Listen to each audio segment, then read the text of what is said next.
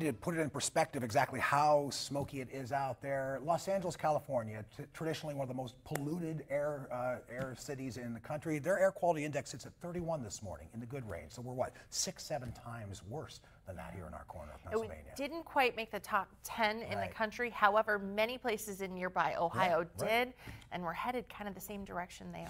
So it's something to look at. A little visual proof as we check out the Ravine Flyer camera, trying to look at Presque Isle State Park, but that haze is certainly in place firmly as we head out into our Wednesday. And our Megan Zielinski has been looking at this. She joins us live in the studio this morning with more on how to stay healthy if you decide to head outdoors this morning. Hi, Megan. Good morning. Well, if you can avoid it, stay indoors. That air quality is very unhealthy. And I spoke with our Erie News Now contributor, Dr. Dawson, and some of the local Erie Runners Club to see how they're going to be exercising in this unhealthy conditions. All of a sudden, our health is threatened because we live in a world that's interconnected and so many things can impact our health. A code red air quality alert has been issued for this region, which means that people should avoid strenuous outdoor activities. But for runners like Dave Comey, that's not an easy thing to do at this time of year. Runners are a very hard-headed, stubborn breed. They like to go out and get their workout in every day. Some are opting to do treadmills inside or going to a club that has a track, but it's hard when it's 60 degrees in the morning, beautiful day, only a little bit hazy, to stay inside. Comey is the president of Erie Runners Club. He recommends that you use your best judgment when deciding to partake in outdoor activities, especially during these air quality alerts. You know your lungs are only functioning at 70% because it's hard to breathe.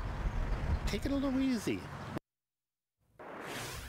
Well, if you're trying to decide whether or not to go on that run today, I brought AJ Mastrangelo back here with us. Where do we go to find out this information, how this air quality is going to be throughout the day? Yeah, it's all about kind of knowing that AQI or that air quality index value, and the best place to go is airnow.gov. All you got to do, type in your zip code here in this search box, and then a meter will come on up showing where your numbers are at right now. We're in the very unhealthy category. So what does that mean? You just scroll down the page, and they'll give you some suggestions here saying avoiding physical activities outdoors, people with heart disease, everyone else avoid strenuous outdoor activities. Nonetheless, there's also a map that's very helpful. So if you are doing some travels, perhaps down to the Pittsburgh, Cleveland, Buffalo areas, the air quality really does vary in those locations. You can see the Buffalo area if you just want to click on it, what those numbers are and what steps you need to take.